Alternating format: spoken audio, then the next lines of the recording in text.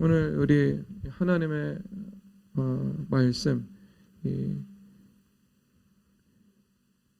이 지혜와 계시의 영에 대해서 나누도록 하겠습니다.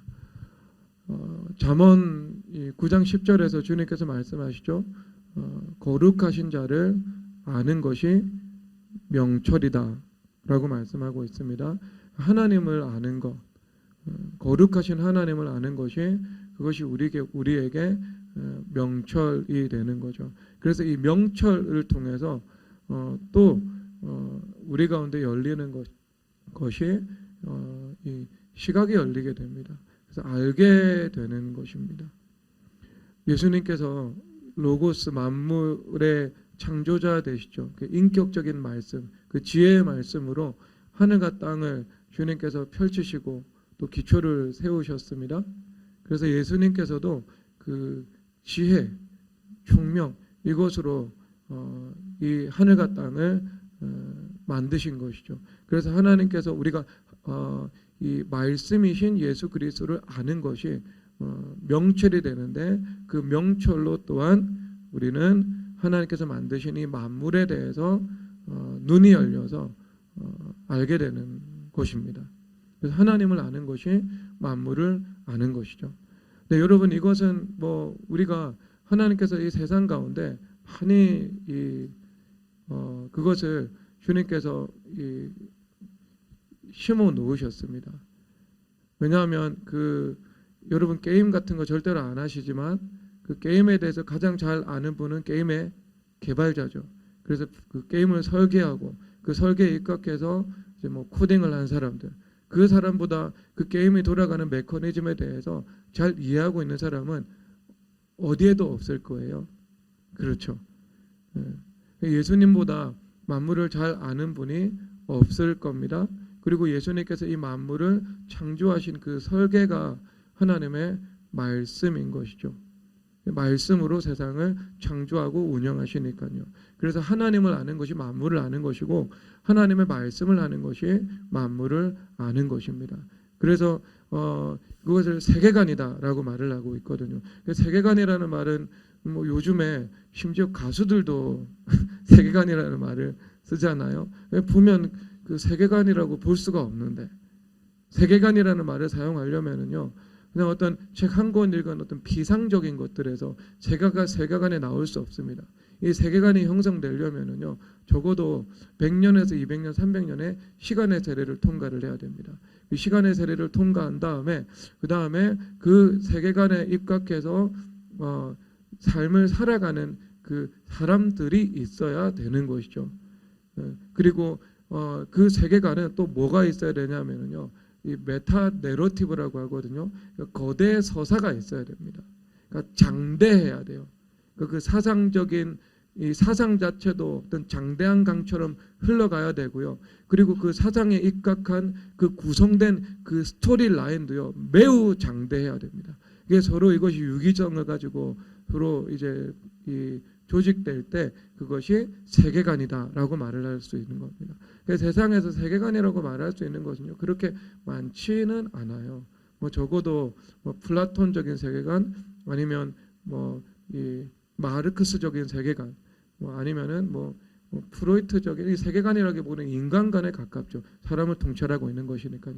그러니까 그 정도가 되었을 때 무신론 아니면 유물론 이런 것들이요. 그 정도가 되었을 때 이것이 하나의 세계관의 기능을 한다고 말할 수 있죠.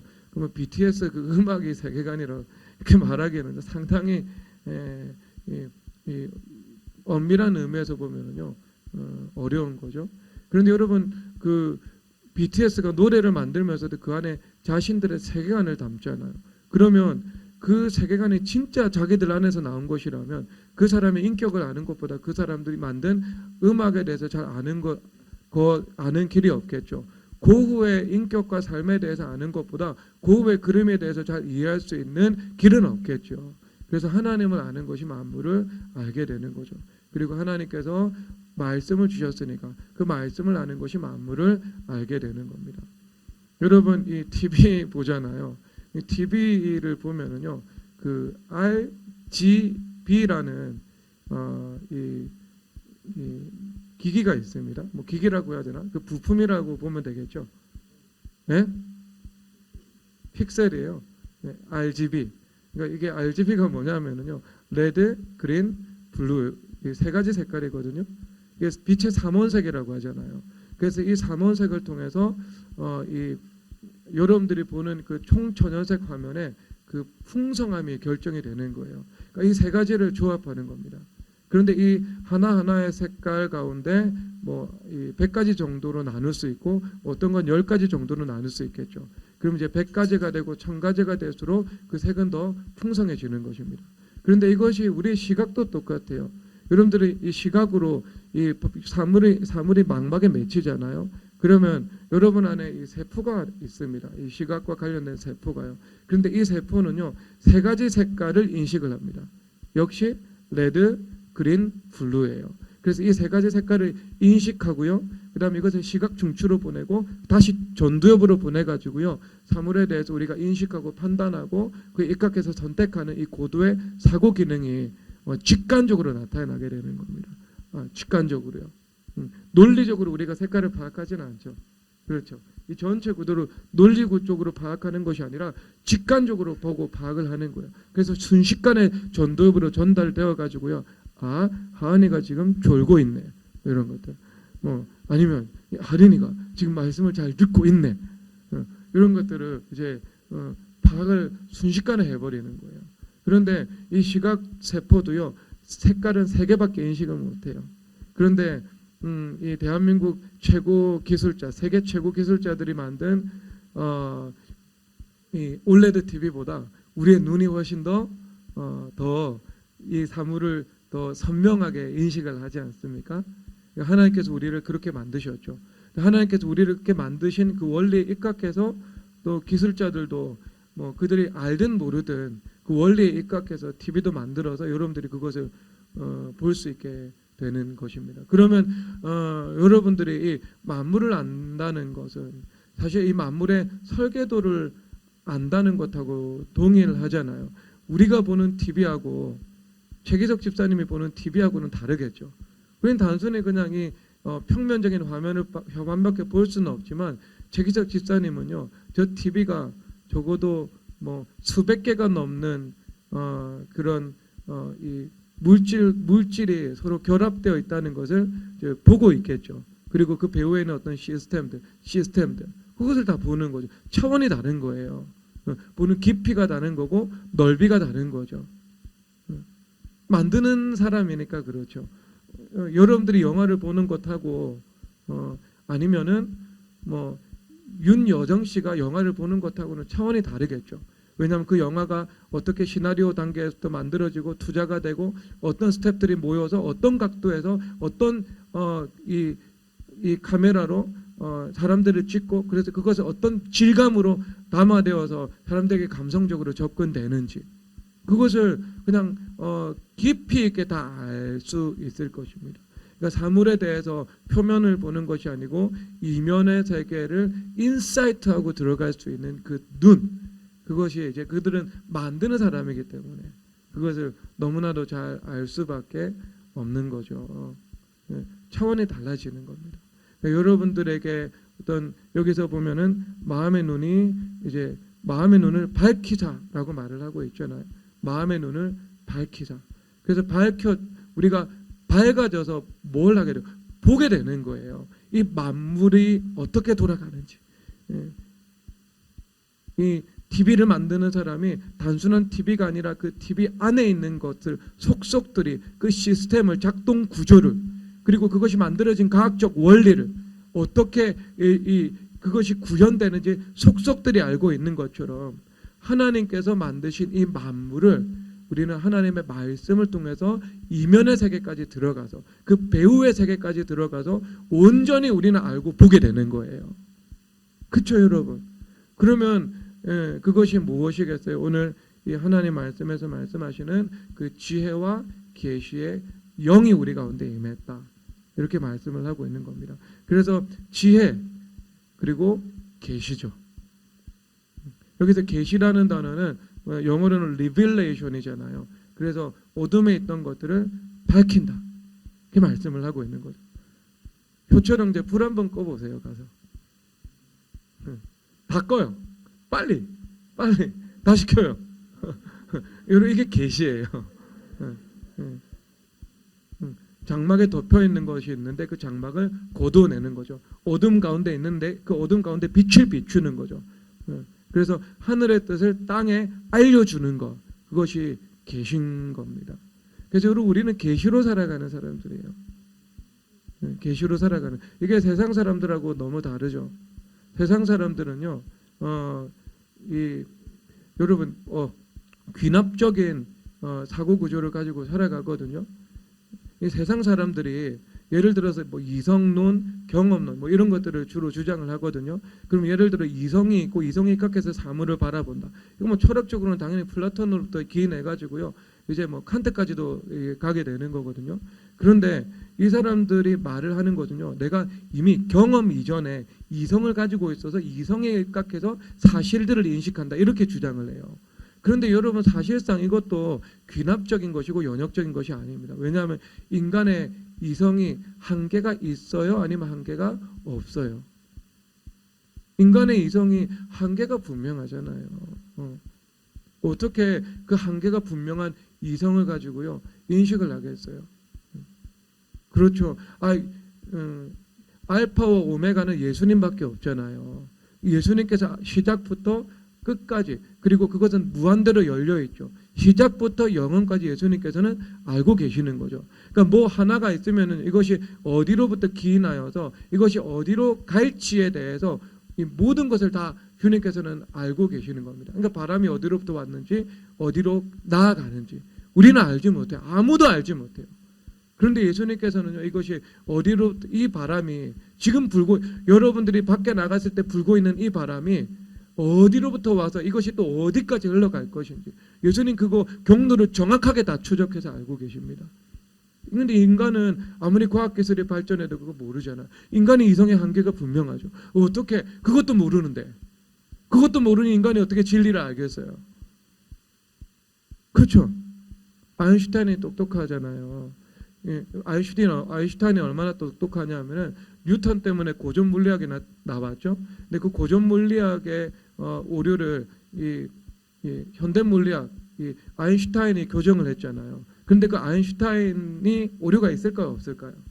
아인슈타인은 오류가 있었죠. 아인슈타인은요, 빛을 입자라고 주장했고 파동은 아니라고 봤어요. 죽을 때까지요. 근데 아인슈타인이 죽고 난 다음에요, 이제 양자 물리학이 등장했는데 양자 물리학은 빛은 입자하면서 파동이다라고 주장을 해요. 그럼 아인슈타인이 틀렸다는 게 증명이 돼요. 이 인류 2000년 역사상 과학 물리학적으로는 최고의 천재였잖아요. 그런데 그도 오류가 있었다는 게 드러난 거죠. 그렇죠? 그러면 여러분 지금 이 양자 물리학도 시간이 지나면 오류가 드러날 것이고 교정될 것이고, 그리고 더 안 것 같지만 모르는 게 더 많아질 거예요. 100년 전 그리고 지금 이렇게 과학을 비교를 하잖아요. 그러면 지금 아는 것은 조금 더 많아졌는데요, 모르는 것이 훨씬 더 많아졌습니다. 아마 여러분 이건 100년, 200년 발전에도 마찬가지일 거예요. 왜? 예수님은요 무한광대하신 분이니까. 인간이 그 무한강대하신 하나님의 그 창조의 그 속성에 끝까지 도달하게 주님 천국 가서도 그건 허락하지 않으십니다. 완전한 지혜가 열려도. 그런데 인간이 어떻게 이성으로 진리를 인식한다고요? 경험 당연히 안 되죠. 인간이 가지고 있는 그 경험이 얼마나 한계가 많은데요. 모든 인간의 모든 이 상태를 여러분들이 다 경험을 할 수 있어요? 못하지요. 그러니까 이성과 경험을 통해서 진리에 이를 수 있다는 것 자체가 그릇된 거죠. 그런데 우리는 어떻게 아는 거예요? 계시를 통해서 아는 거예요. 하늘에서 땅으로 주님의 뜻이 이루어다. 주님께서 이렇게 창조했다. 이렇게 세상은 종말로 가게 될 것이다. 이렇게 하나님께서 만물을 경영하신다. 주님께서 계시해 주신 거예요. 성경을 통해서. 그래서 우리는 성경을 통해서요, 온전히 알게 되는 겁니다. 온전한 지식에 대해서는 부분적으로 알지만 세상의 지식에 비해서는 온전히 알게 되는 거죠. 그래서 하나님으로부터 우리가 무엇을 받아야 되는가? 지혜와 계시의 성령 하나님을 우리가 받아야 되는 거예요. 받아야 되는 거. 그래서 성령 하나님께서는요, 우리 가운데 하나님의 말씀, 이 성경을 열어주시는 거예요. 그래서 이 성경을 열어주셔서 만물을 바라볼 수 있도록 주님께서 우리 가운데 그 은혜를 베풀어 주시는 것입니다. 그러면 여러분 얼마나 그 사람이 이 하나님께서 주시는 그 명철로 살아갈 수 있는 사람이 되겠습니까? 우리가 주말 캠프하면서 아이들을 성경의 수직적 사고를 제1번으로 가르치거든요. 제1번으로. 왜? 하나님의 이 하나님 중심으로 그리고 성경의 그 틀에 입각해서 하나님께서 만드신 그 만물의 설계도에 입각해서 이 만물을 바라볼 수 있는 눈, 그래서 이것이 수평적인 사고로 열려서 본인이 연구를 하든 본인이 공부를 하든 본인이 사업을 하든 본인이 무엇을 하든 그것을 확장시켜 나갈 수 있도록 그것을 훈련해 나가는 거예요. 지금부터. 지혜와 계시의 성령 하나님 오셔서 그것을 우리 가운데 이루어주는 그 역사입니다. 그래서 이 계시라는 것은요, 땅에서 하늘로 올라가는 그 귀납적 속성이 있는 것이 아니고요, 하늘에서 땅으로 태초에 하나님이 천지를 창조하시니라, 하나님께서 선포하시는 것, 하나님의 뜻은 이렇다라고 말씀하시는 것. 그것을 통해 가지고요, 우리는 이제 온전한 것을 얻게 되는 거죠. 그래서 성경에서 시편 12편 7절에서 이렇게 말씀을 하십니다. 여호와의 말씀은 순결하며 7번 단련한 은과 같도다. 이렇게 말씀을 하고 있습니다. 그러니까 7번 단련한 은과 같이 여호와의 말씀은 이것은 완전하다, 오류가 없다는 말이지요. 그러면 세상의 그 모든 지식은요, 부분적으로 오를 수 있지만 하지만 전체적으로는요 온전하지 못한 상태로 주어지는 거죠. 물론 과학적인 연구나 공학의 발전이나 아니면 그 수학의 수학의 뭐 발전 이런 것들은요, 하나님께서 만드신 그 창조의 그 부분에 대해서 발견해 나가고 해석해 나가는 거예요. 그렇기 때문에 그것 자체는요 틀렸다라고 볼 수는 없습니다. 그런데 어떤 문제가 있냐면, 그런 과학적 사실 자체, 그런 수학적 사실 자체가 무엇을 줄 수는 없어요. 내 인생에 구원을 줄 수는 없는 거죠. 내 인생의 생명과 화와 복과 저주를 결정하고 그것을 추동할 수 있는 그 힘은 존재하지 않는 겁니다. 하지만 그것 자체는요 선한 거죠. 왜? 하나님 만드신 만물이 선함에 라고 말씀하고 있으니까 하나님께서 만드신 선하신 만물에 대한 있는 그대로의 지식이고 정보니까 그것은 선한 거죠. 그래서 오히려요 공학이나 수학이나 연구하시는 분들은요 오히려 겸손한 분들이 많고 또 그것으로 인해서 어떤 높아진 이론이 형성되지는 않습니다. 그것 자체로 인해서는요 오히려 순진한 공돌이들이 더 많아요. 우리 교회 공학 하시는 분 다 순진하시잖아요. 저기 유영진 집사님 순진하시죠. 그 다음에 최기석 집사님 순진하시죠. 그런데 저기 유부혁 장로님 저 문과 나와가지고요 기자하면서 비판적 사고로 살아가다 보니까 얼마나 안 순진해요 사람이. 그럴 수밖에 없잖아요. 근데 문제는 이제 그런 경우는 있죠. 그것에 입각해서 성공했을 때, 사람들의 인정과 칭찬이 주어졌을 때 교만해질 수 있다. 이건 모든 사람들이 가지고 있는 어려운 거죠. 김박래 집사님 순진하시잖아요. 좋은 쪽으로 이야기한 거니까 둘이 악의 삼위일체를 이루어서 목사님 우리에게 상처를 주었다. 이런 말씀 하지 마십시오.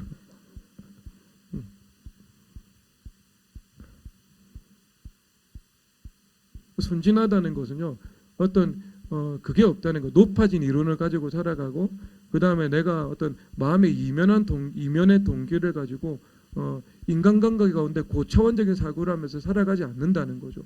정직하다는 거니까 이건 복된 거죠. 제 말은 그런 거예요. 자, 근데 그런 건 그래요. 그런데 또 그런 지식을 활용을 해가지고요 내가 그것을 악용할 수는 있잖아요. 얼마든지 그런 만물에 대한 선한 지식을 이용해서 자기 중심적으로 활용하면서 살아가는 사람들이 있잖아요. 그래서 여러분들이 투명 망토 같은 거 연구하고 투명 망토 같은 거. 선우가 글짓기를 했거든요. 학교에서 투명 망토에 대한 글짓기를 했어요. 그래서 투명 인간이 되면은 뭐 내가 이 편의점 같은 데 가서 이렇게 그러니까 이 일기 형식으로 쓴 거예요. 투명 인간이 되었다. 그래서 편의점에 갔다. 그래서 아이스크림을 하나 집을까 생각하다가 그만두었다. 왜냐하면 그것은 옳지 않기 때문이다. 이렇게. 네, 이게 뭐 그거 가지고 사람들 악용할 수 있는 거잖아요. 얼마나 악용되는 만물의 선한 지식이 이 세상 가운데 허다합니까? 범죄로 활용되고요. 자기 중심적으로 활용되고 인간을 통제하고 인권을 무시하는 데 활용되고요. 많아요. 너무나도. 그런데 그건 그런데요. 이 땅에서 이제 존재하는 어떤 이 이념성이 강하고 그 다음에 어떤 사상 체계적인 속성을 강하게 가지고 있는 그런 것들은요. 굉장히 이 오류가 많죠. 결국 이것은요. 어떤 문제가 오냐면요. 7번 단련하면은요. 그 단련의 세례를 통과하지 못하는 거예요. 그래서 여러분 마르크스의 사회주의, 공산주의는요. 사실상 역사적으로 7번 단련한 그 단련의 세계를 통과한 거죠. 그렇죠. 그래서 100년, 200년 시간이 지났는데 이 실증적인 역사 속에서 그것은 실패했다는 것이 국가를 통해서 증명이 되어버린 거잖아요. 그러니까 7번 단련을 통과하지 못한 거예요. 이단도 마찬가지죠. 이단은 교주가 살아있을 때 이 흥행을 해요. 근데 그 이단 교주가 죽으면요. 급속도로 그거는 몰락의 길을 걸어갑니다. 예외가 없습니다. 그런데 그러면은요. 그 미혹의 영에 사로잡힌 사람들은 교회로 돌아오는 거 아니요. 또 다른 이단에 갑니다. 미혹의 영이라는 영적인 문제이기 때문에 그래요. 진리 가운데로 오지 못하는 거예요. 그러니까 7번 단련하지 못하는 7번 단련이라는 것 중에 한 번 단련도 통과되지 못하고요. 그것은요. 사멸되어 버립니다. 그렇지 않은 데가 없어요. 근데 여러분들 하나님의 말씀, 하나님의 나라, 교회도 마찬가지죠. 교회는 이 꽃은 마르고 푸른 시드나 하나님의 말씀을 행하는 자는 영원히 거한다. 주님의 말씀은 영영에서 이렇게 영영에 선다 말씀을 하고 있잖아요. 그래서 느부갓네살 제국 70년 만에 망했죠. 페르시아 제국 200년도 못 갔죠. 알렉산더 제국 역시 이 사람은 10년 정도밖에 못 갔습니다. 헬라 제국은요. 그리고 죽고 난 다음에 4개의 왕국으로 나누어졌죠. 그리고 나서 로마가 등장해서 로마는 이제 조금 지속되었죠. 그리고 그 가운데 이제 하나님의 나라가 이루어져서 그것이 오히려 기독교 국가가 되는 일들이 나타났습니다. 그래서 크리스찬이티라는 이 기독교 문명의 기반이 이제 거기서부터 시작되는 거죠. 서구 문명의 기반이요. 헤브라이즘이요. 그런데 초대교회 때 이 12명의 어부를 통해서 시작된 이 종교잖아요. 그리고 사도 바울 선생님께서 유럽 전역에 교회를 세우죠. 그리고 그때 이 초대교회 사례를 보면은요, 이 모든 이 신학적인 발전은요, 외부의 핍박과 공격에 그것을 기독교를 변증하면서 신학이 세워지거든요. 그러니까 극심한 핍박과 박해 속에서 이 교회가 세워지고 신학이 세워진 거예요.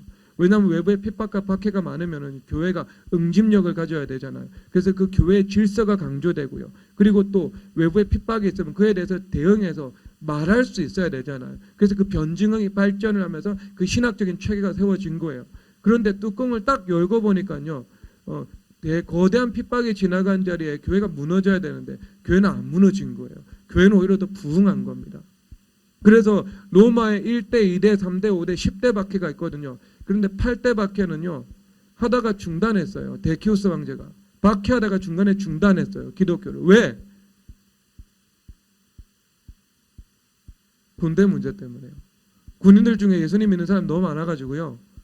당대 한 10% 정도를 계산을 하고 있습니다. 그러면 예를 들어서 군 변력이 한 개 군단 변력이 6,000명인데 600만 명이 기독교를 믿는다는 이유로 죽임을 당해요. 그러면 그 중에 탁월한 천부장, 백부장, 그리고 군단장까지 있겠죠. 얼마나 여러분 이 인적 자원의 소실입니까? 군사학에서는요, 전투 자원의 10%에서 20%를 잃으면은요, 전투 불능 상태에 들어간다고 봅니다. 그 부대는요. 근데 실질적으로 일본의 전국 시대 가운데 전쟁을 하잖아요. 그럼 전쟁을 하면 그 영주와 영주가 전쟁을 하잖아요. 그러면 한 개 영주 세력이요 병력 가운데 10% 20% 잃어버리잖아요. 그럼 패배한 거예요. 아니면 항복해 버립니다. 왜냐하면 전멸되면 모든 기반을 잃어버리니까. 사실상 그 10% 20%에서요 결정되는 거예요. 그러다가 큰 실수하면 전멸하고 패가 망신하게 되는 거예요. 그 정도로 중요한 숫자였어요. 그런데 교회가 망할 것 같았는데 안 망했어요. 안 망해서. 중국도 마찬가지예요. 중국이 이 공산주의 국가가 되면서 예수님 믿는 사람들 핍박해서 목사님을 감옥 보내고 교회를 폐쇄하고 예수님 못 믿게 하고 그랬죠. 근데 뚜껑을 열었어요. 그런데 지금 중국의 성도가 보수적으로 잡아도 8천만 정도로 보고요. 그리고 1억 이상으로 봅니다.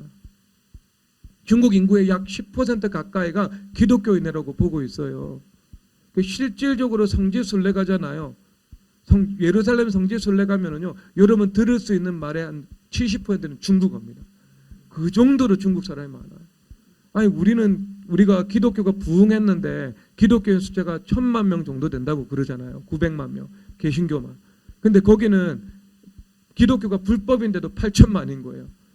일부 산술적으로 비교해도 거기서 10배 더 많이 오는 거예요. 왜 그런가? 풀은 마르고 꽃은 시들지만 하나님 말씀을 행하는 자들은 영원히 거하기 때문에, 하나님 나라는 영원하기 때문에 그런 거예요. 하나님의 말씀도 역시 영원한 거예요. 세상에 있는 그 사상, 진리, 세상에 있는 바벨론과 같은 나라, 세상에 있는 기업, 이것은 하나도 영원한 것이 아닙니다. 잠깐 꽃처럼 풀처럼 꽃을 피웠다가 열매를 맺었다가 곧 시들어 버릴 것들이죠. 하나님의 나라는요 그렇지 않습니다. 그래서 우리가 하나님으로부터 이 지혜와 계시의 영을 받아서 계신 성경 말씀 그리고 하나님을 아는 것에서 나오는 하나님의 말씀을 아는 것에서 나오는 그 명철의 힘으로 우리가 이 땅을 살아가야 되겠죠. 그래서 하나님을 그것이 이 영원한 삶인 거예요. 우리 가운데 영원한 진리를 믿고 영원한 상급이 있고 영원한 이 마르지 않고 새하지 않고 시들지 않는 그 생명력으로 우리가 이 땅의 삶을 살아갈 수 있게 하는 것입니다. 지혜와 계시의 영 이것을 주님 앞에 구하시고 받으시기를 주 예수 그리스도의 이름으로 축복합니다. 그래서 그 지혜라는 것은요 여러분 가운데 하나님 중심의 그 사고의 체계가 세워져야 되겠죠. 사고 체계가 세워질 때 그것이 이 지혜가 되는 것입니다. 제가 어제 아이들에게 이 설명을 한 내용 중에 하나가 있는데요. 그 행동 심리학이라는 게 있잖아요. 그러면 그게 이제 파블레프의 개 실험입니다. 그러니까 개한테 종을 땅땅 울리면서 이제 그때마다 밥을 주는 거예요. 그러면 한 10번, 20번 하면은 학습되겠죠. 괴 뇌가요. 학습이 되어서 종이 울릴 때마다 이제 밥이 오는 줄 알고 침을 흘리게 되겠죠. 그렇죠.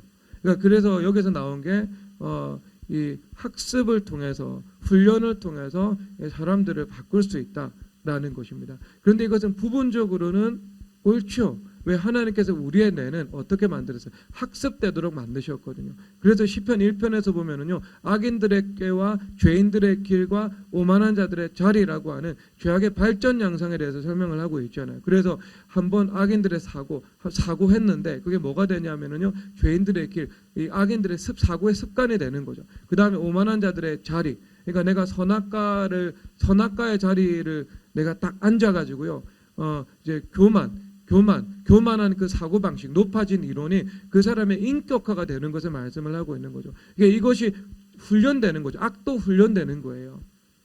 예수님께서 그렇게 사람 만드셨기 때문에 마귀로 그렇게 활용을 해 나가는 거지 않겠습니까? 그러니까 마찬가지죠. 우리가 예수님께서 어떻게 하셨어요? 예수님께서 무엇을 쫓아 감람산에 가셔서 기도를 하셨어요?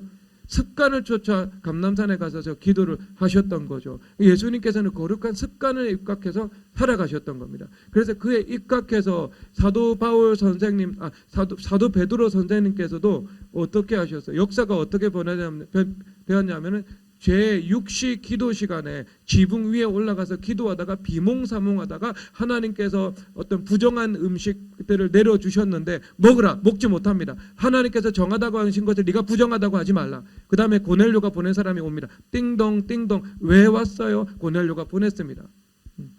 내가 이방인들과 식사하는 것이 위법인 줄 알거니와 내가 하나님께서 나보고 가라고 하셨기 때문에 내가 와서 밥을 먹노라 해가지고 밥을 먹고 이방인 성교의 문이 활짝 열렸잖아요.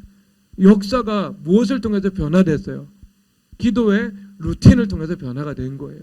그 습관의 문제죠. 이것도 습관, 반복하면 그게 습관이 되고요. 이 습관을 통해서 인격이 되는 거예요. 똑같습니다. 그런데 이제 여러분 이건 부분적으로 옳죠. 그런데 이게 문제는 뭐냐면 여러분 이 반대편 가정을 세울 수 있는 거죠. 땡땡땡땡 해가지고 애들 밥을 먹어요. 근데 밥을 먹을 때요 전기 충격을 쫙 하는 거예요. 그러니까 하면 10번 반복되겠죠.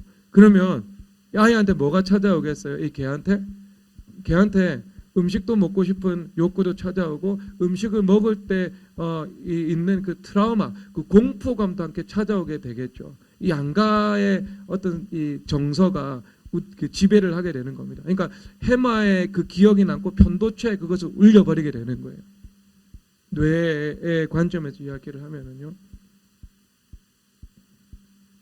그러면 문제는 뭐냐면은요. 안 지워지는 거죠.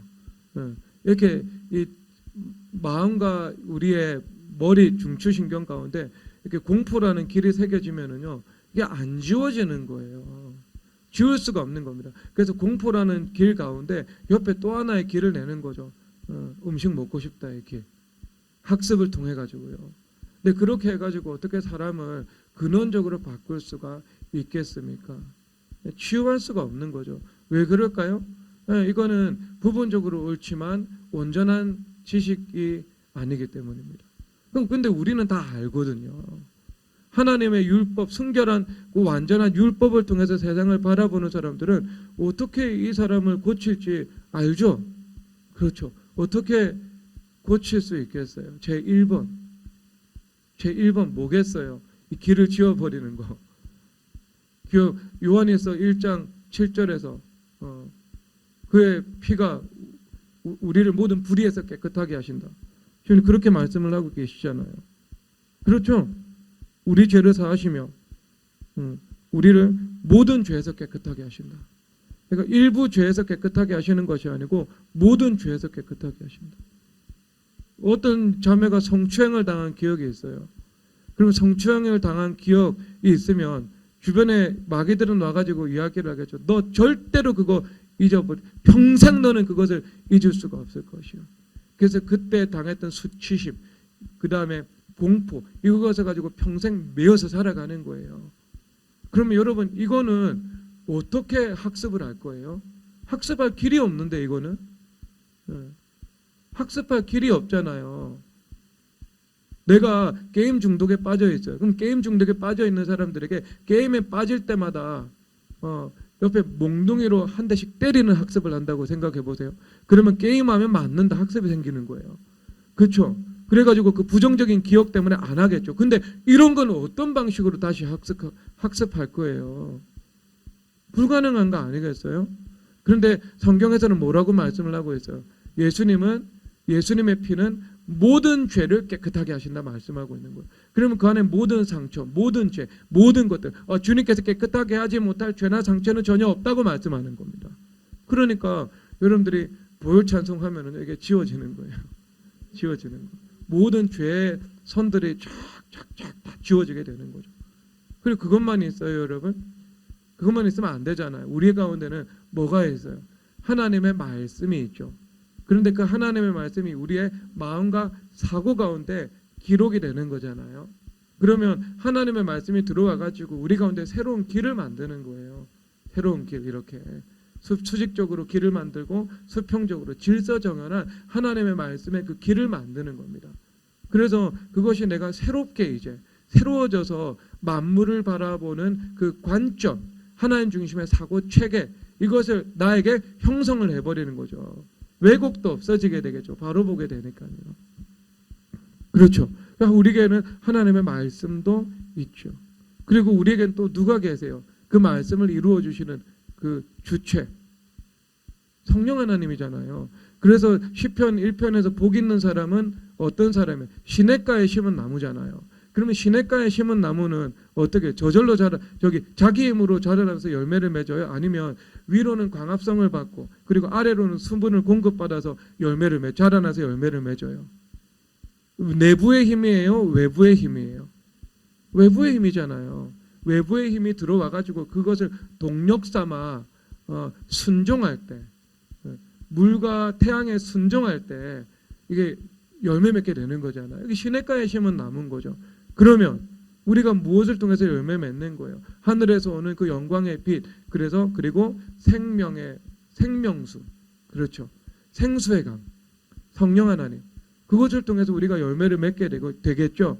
그러니까 자기 힘으로 살면 열매를 맺을 수 없고 성령 하나님의 능력으로 살아가야만 열매를 맺을 수 있는 거잖아요. 그게 복 있는 사람의 이미지가 우리 가운데 보여주고 있는 사실입니다. 그렇죠? 그럼 우리 가운데 또 뭐가 있어요?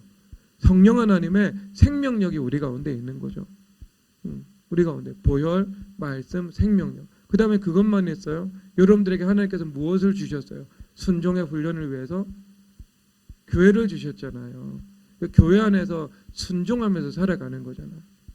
저 아이들 우리가 주말 캠프 하는데 어제 아이들을 모아놓고 제가 이야기를 했어요. 아이들에게 내가 너희들 공부 잘하는 거, 그 다음에 영어 문형학습, 그 다음에 수학, 그 다음에 이 독서 훈련과 글쓰기, 이 모든 것은 그 다음 문제고 가장 근원적으로 가르치기를 원하는 거, 예수님을 사랑하고 교회를 사랑하는 거. 그 다음에 그리고 성령 하나님의 능력, 그리고 두 번째가 순종의 삶을 살아가는 거. 그리고 두 번째가 성령 하나님의 능력으로 공부하는 거. 세 번째가 하나님 중심의 사고체계. 이 세 가지가 온전히 하나가 되는 거. 이것이 이 교육의 첫 번째, 두 번째, 세 번째 목적이다. 제가 이야기를 이렇게 자녀들에게 했죠. 자녀들에게. 그런데 거기서 이제 아이들이 뭘 하겠어요? 겸손과 순종의 훈련을 하는 거예요. 그런데 그것을 하면서 아이들이 무엇을 훈련해요? 세상은 결국 우리가 세상 사람들은 그 인본주의, 헬레니즘, 인간 중심이잖아요. 모든 사물들을 판단하는 척도가 인간이거든요. 그래서 이제 김일성 주체사상이 그 정점에 있어요. 사실상. 그런데 그 인간이 주체가 된다는 게 주체사상이에요. 하나님 대신 인간 놓는 거예요. 그러면 자, 그 연장선에서 다 존재하거든요, 사람들은. 그래서 자기 중심이에요. 그러면 자기 중심, 인간 중심으로 이 세상이 운영되는 줄 알죠? 그렇지 않죠. 이 세상은요, 예수님 중심으로 운영되고요. 예수님 중심의 세상 운영에 우리가 편승될 때 우리가 복을 받는 거예요. 근데 그 흐름에 우리가 거슬러 올라갈 때 우리 삶이 매우 고통스럽고 힘들어지는 거예요. 여러분, 편승의 삶, 순풍의 삶을 살아가시기를 주님의 이름으로 축복합니다. 원수마귀의 역풍은 걱정할 거 없어요, 여러분. 그들이 역풍마다 쓰러집니다. 그런데 그 반대로 살아가면은요, 내가 이 역풍 그리고 역류와 맞서 싸우는 거예요. 우생마사예요. 말처럼 물을 거슬러 올라가는 것하고 똑같습니다. 그러다가 죽는 거예요. 나중에 힘 빠져서. 여러분, 세상에 어떤 것도 영원하지 못합니다. 시한부 인생에서 시한부로 받은 복이에요. 영생의 복하고 아무 상관이 없어요. 부러워하지 마세요. 여러분, 무엇이 부러워요? 느부갓네살의 영광이 부러워요? 고레스의 영광이 부러워요? 느부갓네살의 영광이 복되고 다윗의 영광이 복돼요. 다윗의 나라보다 느부갓네살의 제국이 훨씬 더 물리적 규모는 훨씬 더 광대했어요. 근데 그것은 그것으로 끝났죠. 그런데 다윗에게 베풀어 주신 그 기업의 영광은요, 지금까지 오고 있잖아요. 지금 교회로 천대원으로 지금까지 오고 있잖아요. 그리고 그분도 천국에서 상급받고 살아가고 있는 거죠. 그러면 여러분, 가나안의 기업의 영광을 선택할 거예요? 아니면 바벨론의 기업의 영광을 선택할 거예요? 물리적 규모는 여기가 더 클 수 있다니까요. 근데 이거는 영원한 것이 아니거든요. 일시적인 거예요. 시한부예요. 그런데 이것은 영원한 거예요. 영생의 상급이 있어요. 천대 은혜가 있어요. 하나님께서 주신 은혜. 그리고 모든 민족을 제자 삼는, 열방을 제자 삼는 그 생수의 강의 역사가 있어요. 무엇이 더 생명이 있고, 무엇이 더 평강이 있고, 무엇이 더 영원한 축복이 있고 그래요. 가장 귀한 거 선택해야죠. 그걸 아는 것이 눈이죠. 그것을 아는 것, 그것을 아는 것이 지혜요, 명철이요, 하나님께서 주신 그 계시에 입각해서 만물을 바라보는 것입니다. 그렇죠, 여러분? 그렇게 바라봐야죠, 우리가. 주님 앞에서. 그래서 하나님 앞에서요, 우리가 그런 이제 이 지혜와 계시의 영, 이것을 우리가 주님 앞에 받아야 됩니다. 그럴 때 우리가 주님께서 주시는 이 눈이 활짝 열리게 되는 거예요. 그래서 여러분들이 교회 안에서 겸손과 순종이라는 그 새로운 습관을 가지고 있는 그 새로운 사람으로 여러분들이 주님께서 부활시켜 주시는 겁니다. 여러분 이 자신을요. 그래서 바벨론의 방식으로 살아가지 않고 하나님 나라의 방식으로 살아가는 사람으로, 그러니까 인간 방주로, 거룩한 성전으로 여러분 자신을 주님께서 준비시켜 나가시는 것입니다. 그러니까 여러분 이 완전하신 그 하나님의 율법 가운데 다 들어있는 거예요. 보혈의 능력, 성령 하나님의 능력, 말씀의 능력, 그리고 교회 안에서 훈련하는 그 훈련받는 그 순종의 능력, 이것이 다 있는 거예요. 그래서 우리 자녀들도 이 10배 강도 높은 훈련을 시키라고 말씀하신 거예요. 주님께서 말씀하신 거예요. 얼마나 여러분 아이들 주님께서 복되게 키우시려면 그렇게 주님께서 행하시겠습니까? 여러분 공부하는 방식도 성경에 나와 있어요. 여러분 오늘 주부에 보면은요, 느헤미야 수학이라는 말이 나오잖아요. 근데 제가 느헤미야 수학이요, 예수님께서 가르쳐 주신 건데, 느헤미야서 3장에서 보면은요, 건물을 이제 성벽을 짓기 시작하는데요, 52일 만에 완공을 시킵니다. 이거 기적 같은 일 아니겠어요, 여러분? 그런데 어떻게 완공을 시키냐면요, 각 가문별로 건축할 수 있는 그 구역을 할당을 해가지고요, 동시착공이라는 방식을, 이 최첨단 공법을 동원한 거예요. 그러니까 예루살렘 성전만 해도 건축된 데 7년이 걸렸는데, 근데 그 성벽을 52일 만에 쌓은 거죠. 그러면 느헤미야 총독은요, 지금 뭘 하고 있겠어요?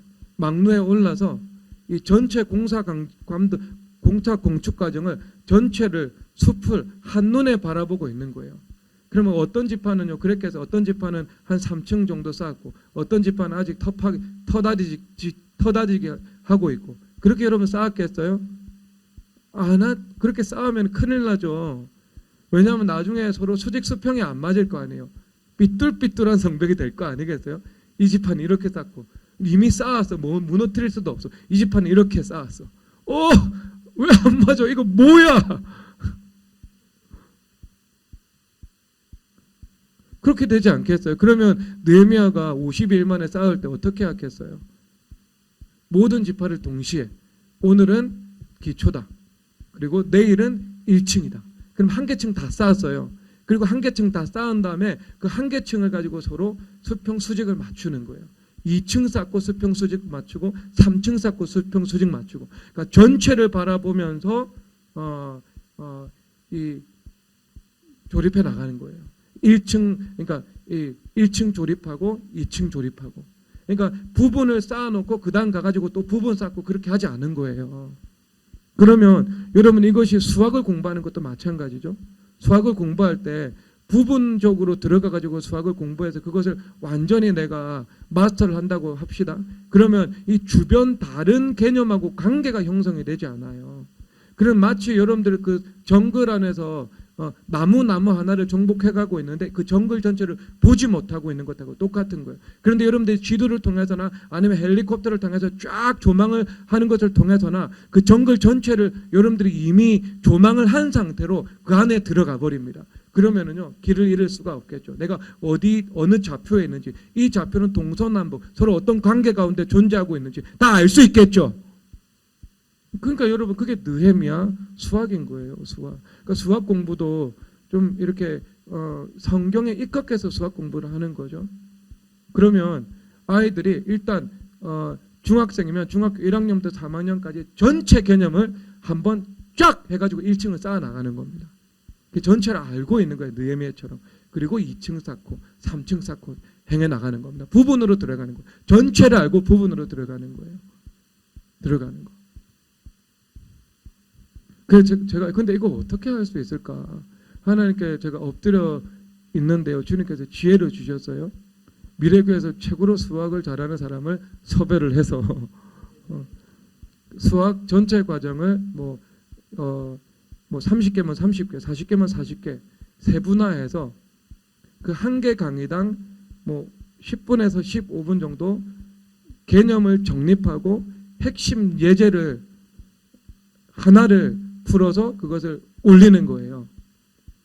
그러면 그걸 일주일에 한두 회씩 올리면 거의 뭐 6개월이면 다 끝나겠죠. 그러면 아이들은 무엇을 하냐면요.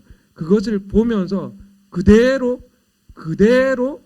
복사를 하는 거예요. 내가 외우는 거예요. 내가 암기를. 암기하면서 그것을 소화하는 거예요. 그리고 나서 어떤 스크립트도 참고하면 안 되고요. 부모님은 앞에서 갤럭시 카메라로, 아이폰 안 되고요. 갤럭시만 써야 돼요. 갤럭시를 가지고요.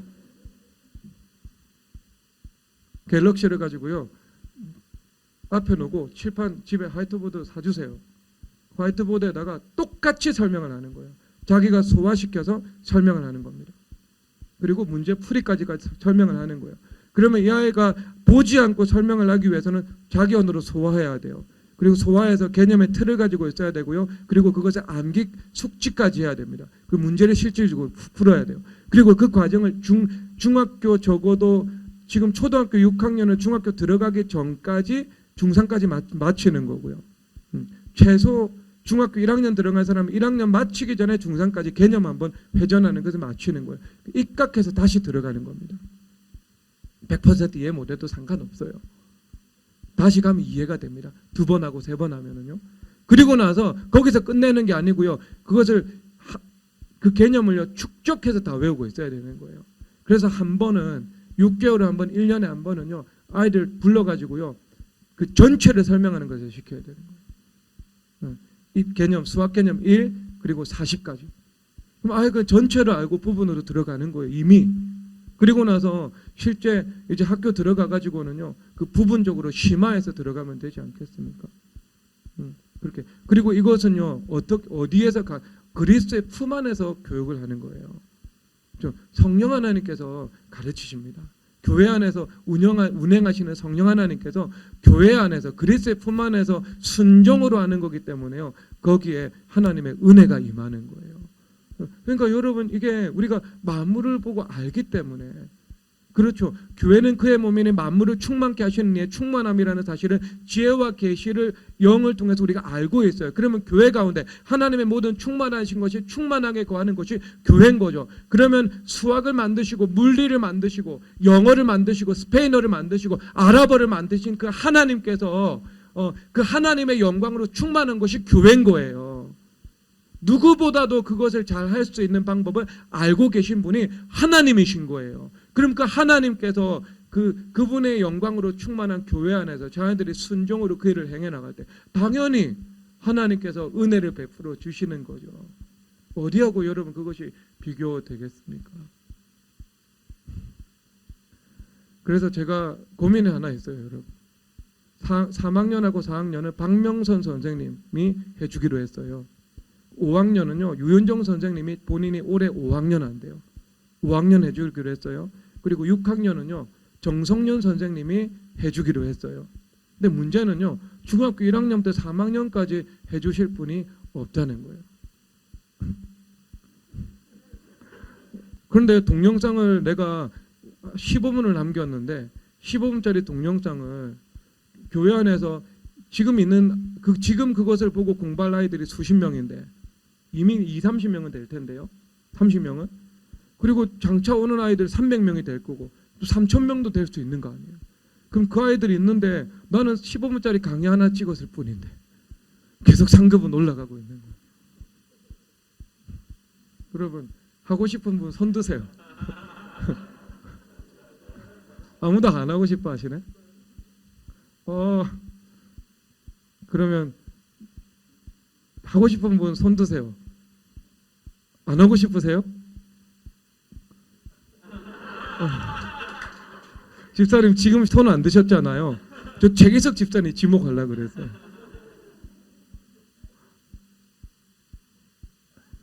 네, 감사합니다.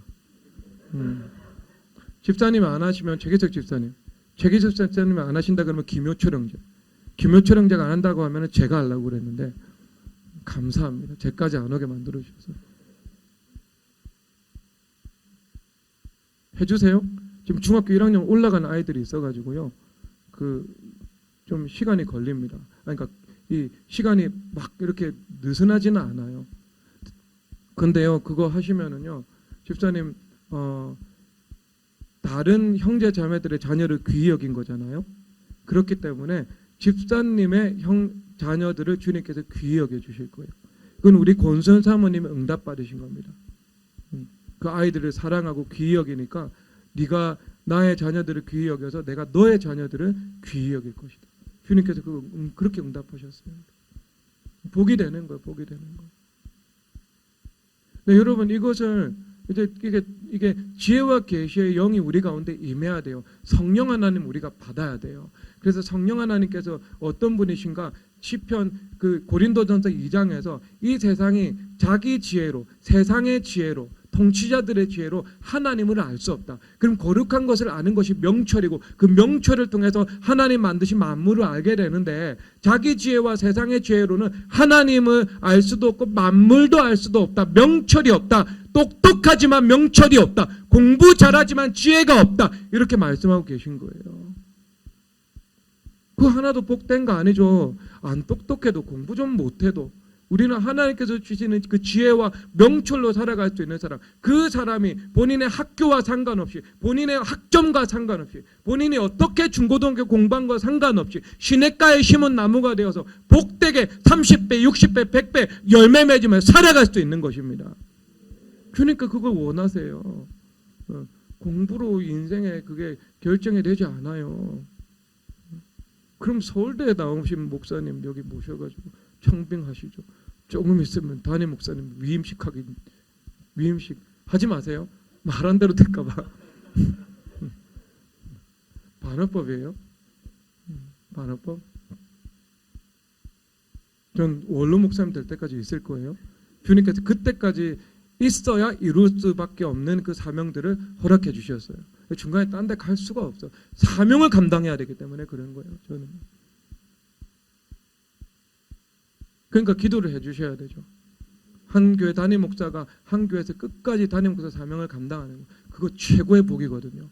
교회 규모하고 상관없어요. 그건 사명의 어떤 분량의 문제고, 그렇죠. 성도수, 이것도 각자 받은 사명이 있거든요. 그 사명의 문제지. 그분의 그게 아니거든. 인격의 문제라든지 아니면 영성의 문제라든지 그게 영향을 일부 미칠 수는 있지만 그게 전부는 아니거든요. 사명의 문제거든요. 잘 감당할 수 있도록. 그래서 이제 그 끝까지 하는 거 얼마나 중요한지 모릅니다. 그런데 우리가 지혜와 계시의 그 성령 하나님을 주님 앞에 받아야 된다니까요. 성령 하나님으로 충만해야 되고요. 그 성령 하나님께서 우리 가운데 말씀을 열어주시도록 주님 앞에 기도를 드려야 되고요. 여러분들의 삶 자체도 기호와 취향이 바뀌어서 시냇가에 심은 나무는 율법을 즐거워한다고. 율법을 즐거워하면서 살아가야 돼. 하나님 말씀을요. 여러분들이 세상에서 다른 어떤 하는 일들보다도 네이버 보는 일들, 카카오톡 하는 일들, 세상에서 정보를 얻는 일들, 교보문고에 있는 책에서 지혜와 영감을 얻으려고 하는 일들, 이런 것들 사실 우상숭배죠. 사실상 근데 그것이 아니라 내가 성경, 하나님의 말씀을 가장 즐거워할 수 있는 그 기호와 취향으로 변화가 되잖아. 그래야 여러분 가운데 성경이 열립니다. 그래야 열려요. 그렇지 않으면 그 쉽게 열리지 않아요. 성경 말씀은요. 성경은 그렇습니다. 하나님이 시기하기까지 사모하시는 분이죠. 하나님을 가장 사랑해야 하나님과 관계가 열려요. 하나님보다 우상, 하나님보다 돈, 하나님보다 세상, 하나님보다 FC 서울 서포터즈 이런 것들이 또 귀하고 이런 것들이 또 사랑스러우면요 하나님과 관계 안 열려요. 하나님 가장 사랑해야 관계가 열리는 것처럼 우리가 세상의 어떤 것들보다도 어떤 지혜와 지식의 어떤 수단과 통로와 그리고 그 자체보다도 성경 말씀을 가장 사랑하고 가장 귀히 여겨야 성경을 통해서 주님께서 열어주시는 거예요. 성경도 열어주시고 성경을 통해서 만물을 볼 수 있는 그 눈도 열어주시는 겁니다. 그게 여러분 그래야 하나님께서 그 귀한 보배를 우리 가운데 담아주시죠. 어떻게 여러분 이게 순서도 안 바뀌었는데 그 사람에게 주님께서 그 보배를 거룩한 것을 좋은 것을 주님께서 담아주실 수가 있겠습니까? 비워져야 채워지죠.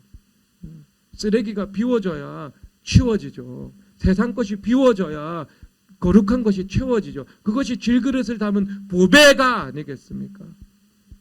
새로운 포도주, 늘 새로운 포도주. 그것으로 우리가 채워지게 되는 거예요. 지혜와 계시의 성령 하나님을 받고 우리가 늘 그분을 의지하면서 그분이 참된 지혜와 지식의 원천임을 인정하고 그리고 그분이 지혜와 지식의 참된 원천임으로 내가 막힐 때마다 내가 닫혀 있을 때마다 내가 보이지 않을 때마다 내가 무엇을 해야 될지 모를 때마다 주님 앞에 나아가서 간절히 부르짖고 부르짖어 기도를 드려야 되는 겁니다. 그럴 때 주님께서 시편에서 부르짖을 때 주님께서 하늘에서 창을 내서 하늘에서 만나를 비같이 내리시며 만나가 뭔데요? 하나님 사람이 떡으로만 살 것이 아니라 하나님의 말씀으로 살 것이다. 하나님의 지혜죠 만나는요. 그런데 그 하나님의 지혜가 어떻게 하늘의 창을 열어주셔서 하늘의 창이 어떻게 열릴 때 내가 주님 앞에 부르짖어 기도 드릴 때 유리천장이 깨지고 나를 막고 있는 그 다음에 하늘의 창이 열려가지고요 하나님의 지혜가 우리 가운데 빛처럼 만나처럼 나에게 내려지게 되는 거예요. 그럴 때 내가 이 지혜와 계시의 영으로 살아갈 수 있는 것입니다. 여러분 어떻게 합니까?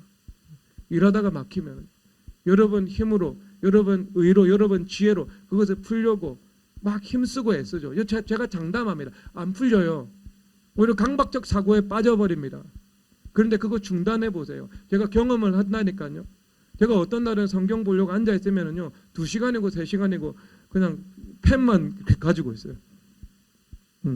가만히 그냥 생각하는 사람 자체로 있는 거예요. 아무런 늘 보는 성경이고 늘 연구했던 성경이고 그런데 성경 고린도전서 15장 뭐 이거 봐도 아무것도 없어. 그냥 시간만 단지 흘렀을 뿐이에요. 그런데 주님 앞에 가서 간절히 부르짖어 기도드립니다.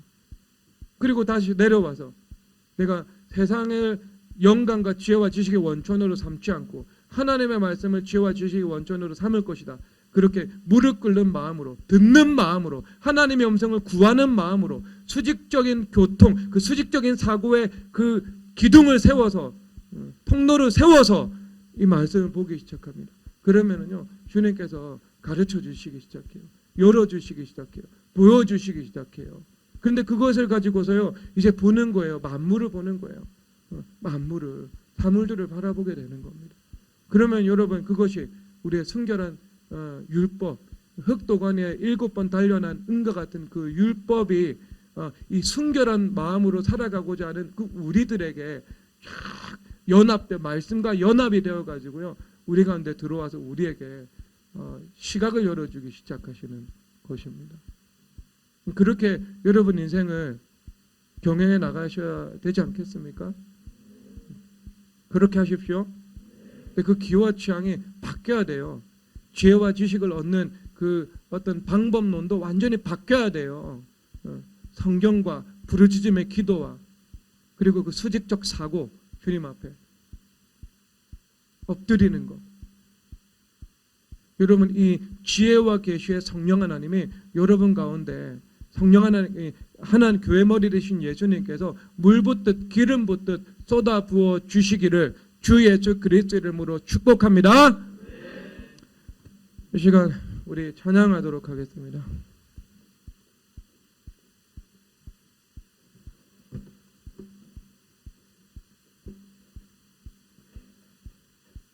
성령 받으라 찬양할까요? 박수 치면서.